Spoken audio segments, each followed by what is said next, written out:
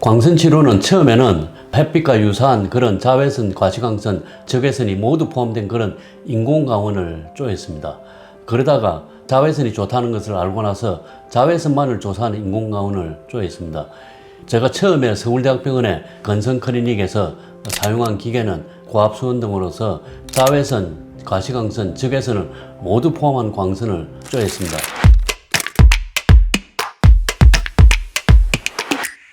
안녕하세요. 피부과 전문의 윤성환 원장입니다.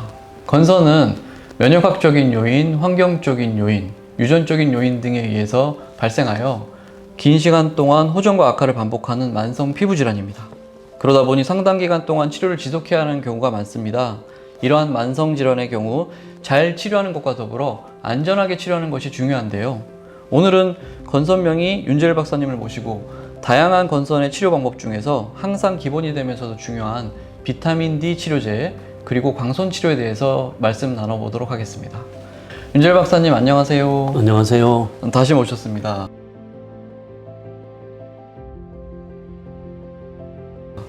건선의 치료 방법에 대한 말씀 부탁드리겠습니다. 건선의 치료 목표는 첫째는 그 치료가 뛰어난 효과가 있어야 되고, 두 번째로는 부작용이 적고, 세 번째로 오래 유지되는 치료법이 좋겠습니다. 건선의 주치료제로서는 현재 바르는 비타민 D 연구가 있습니다. 1990년대 초까지는 스테로이드 연구가 건선 치료의 주치료제에 있는데, 현재는 이런 스테로이드 연구뿐만 아니라 비타민 D 연구가 건선의 주치료제로 전 세계적으로 널리 쓰고 있습니다.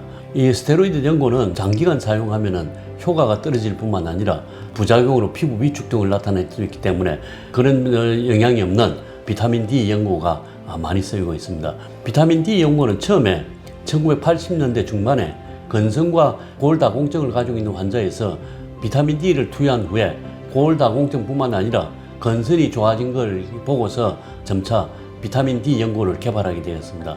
이 비타민 D 연고가 건선에 효과를 나타내고 있는데, 그 효과를 나타내는 근거로서는 첫째로서는 표피각질세포의 정식을 억제하고, 두 번째로는 T 면역세포의 기능을 조절하게 되겠습니다. 그리고 세 번째로서는 체내 염증 반응을 조절하는 효과가 있습니다.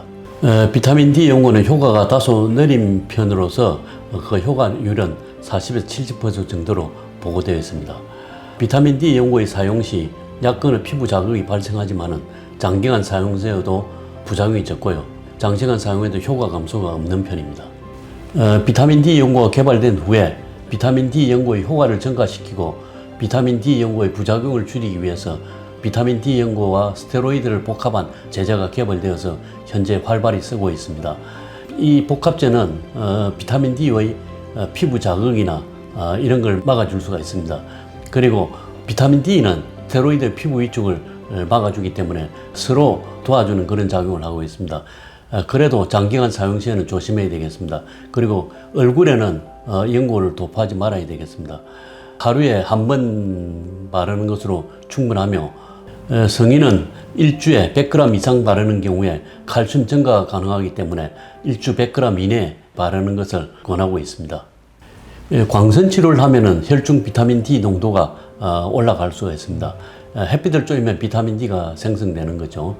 그래서 자외선량이 충분한 오전 10시나 오후 3시 일주에 2, 3회 한 번에 15번 정도 노출, 그리고 피부에 한 30% 정도 노출하면은 비타민 D 농도가 올라가게 되는데, 실제 실행하기가 굉장히 어렵습니다. 우리나라 사람들은 피부 주름, 과학노화의 우려로서 과학 노출을 줄이고 있죠. 광선 치료를 받은 후에 혈중의 비타민 D 농도가 유의미하게 증가했다는 그런 연구 보고들이 있습니다. 먹는 비타민 D의 치료 효과에 대해서 현재 긍정하는 논문, 부정하는 논문들이 있습니다. 음식으로서 정어리나 우유나 버섯 등으로서 비타민 D를 섭취할 수 있으며, 먹는 비타민 D를 하루에 1000 내지 1000 단위 섭취하면은 비타민 D가 유지가 되죠. 그리고 3개월에 1회 주사요법도 쓰일 수가 있겠습니다. 건선 환자에서 혈중 비타민 D 농도가 낮다는 보고도 있고, 아니면은 그렇지 않다는 그런 보고도 있습니다. 그리고 건선 환자에서 이런 먹는 비타민 D를 투여해서 효과를 보았다는 그런 논문도 있고, 효과를 인정하지 않는 그런 논문들도 있기 때문에 아직은 먹는 비타민 D의 건선 치료 효과에 대해서는 논란이 있습니다. 네, 건선의 비타민 D 치료제 그리고 건선과 비타민 D의 관계에 대한 말씀 잘 들었습니다. 한편 건선 치료에는 비타민 D 치료제 외에도 기본이 되면서 안전하고 효과적인 치료 방법이 있는데요. 바로 광선 치료입니다. 광선 치료를 찾아오시고 광선 치료만 받겠다고 하시는 분들도 많으신데요. 윤재일 박사님, 건선의 광선 치료에 대해서도 말씀 부탁드립니다. 건선에서 광선 치료를 많이 하고 있는데 광선 치료 효과는 대개 한 80% 정도가 좋아집니다. 이런 광선 치료의 장점은 바르는 약이나 먹는 약과 비교해서는 전신 부작용이 거의 없습니다. 그리고 두 번째로서는 간이나 신장이나 암 등 이런 다른 전신 질환이 있을 경우에도 사용이 가능하겠습니다. 그리고 다른 치료가 불가능한 경우에 광선 치료가 필요하게 되겠습니다. 그래서 다른 치료가 불가능한 경우는 소아나 임산부라든지 수유부 같은 경우에는 먹는 약이나 바르는 약도 할 수가 없죠. 이런 비타민 D 농도가 올라가는 그런 장점이 있겠습니다. 광선 치료는 건선에서 아주 우수한 효과를 내기 때문에 많이 쓰이고 있는데, 이 광선 치료는 과거부터 건선이 햇빛을 쬐면 좋아지고 여름에 좋아지고 겨울에는 악화하기 때문에 아마 햇빛 속에 어떤 것이 건선을 좋아지게 하지 않나, 그렇게 해서 연구가 진행되어 왔습니다. 광선 치료는 처음에는 햇빛과 유사한 그런 자외선, 과시광선, 적외선이 모두 포함된 그런 인공광원을 쪼였습니다. 그러다가 자외선이 좋다는 것을 알고 나서 자외선만을 조사하는 인공광원을 쪼였습니다. 제가 처음에 서울대학병원의 건선 클리닉에서 사용한 기계는 고압수원 등으로서 자외선, 과시광선, 적외선을 모두 포함한 광선을 쪼였습니다. 그러다가 자외선 중에서도 자외선 B만을 조사하는 광선으로 발전했는데, 이것을 판이라든지 이런 캐비넷 등을 만들어 가지고 다양하게 만들어서 건선 부위에 조사하게 되었습니다. 그러다가 자외선 B 중에서도 311나노미터의 그런 단일 파장 자외선 B가 건선에 가장 효과적이고 부작용이 가장 적고, 그리고 다른 약을 먹거나 바를 필요가 없고, 그리고 기존의 광치료보다 더 안전하다는 걸 발견하고, 최근에는 311나노미터 단일 파장 자외선 B를 조사하고 있는데, 현재 전 세계 건선 클리닉에서 이 단일 파장 자외선을 사용하고 있는데, 제가 서울대병원 건선 클리닉에서 1998년도에 처음으로 도입하여서 사용하였습니다. 다음으로는 얼굴이나 목 등 국소적으로 건선이 생겼을 경우에 거기에 쪼이는 광선이 필요하게 되는데, 그래서 308나노미터의 표적 레이저 광선이 개발되었습니다. 이 표적 레이저 광선은 얼굴이나 목 등에 있는 부위, 아니면은 전신광을 치료하고 난 후에 일부 남은 부위, 그리고 먹는 약을 치료하고 난 후에도 일부 남는 부위가 있는데, 그런 부위에 치료하기에 아주 편리합니다. 바르는 약을 바르고 오는 경우가 있는데, 바르는 약을 바르고 오면은 광선의 흡수가 방해될 수 있기 때문에 바르지 말고 오는 게 좋겠습니다. 그리고 바르는 약은 치료가 끝난 후에 바르는 것이 좋겠습니다. 그리고 광선 치료의 횟수는 일주일에 2번 내지 3번, 그런데 보통 2회가 좋겠습니다. 그리고 치료할 때마다 광량을 일정량 증가시키는 그런 방법을 쓰고 있습니다. 그리고 치료 후 효과와 피부 반응을 관찰해서 적당히 광선량을 조절하는데, 광선 치료의 기간은 대개 3개월 전후를 한 주기로 시행하겠습니다. 네, 박사님, 간혹 진료 중에 환자분들이 햇빛 쪼이면 좋아지나요?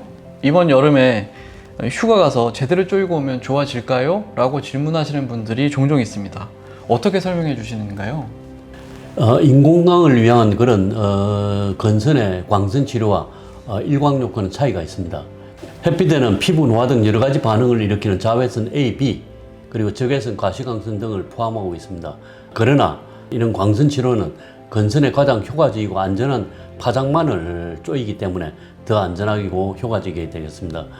그리고 햇빛 속의 자외선 양은 지역이나 날씨, 시간에 따라서 변동을 많이 일으키게 되는데, 이 건선의 광선 치료는 일정한 계획에 따라 정해진 양을 기계로 조사하는 방법이라서 건선 치료에 더 좋겠습니다.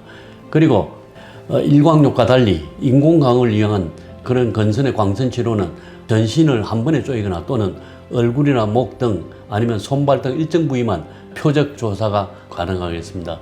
그리고 과도한 햇빛 노출 시에는 오히려 화상을 입어서 건선이 악화되는 그런 경우도 있죠.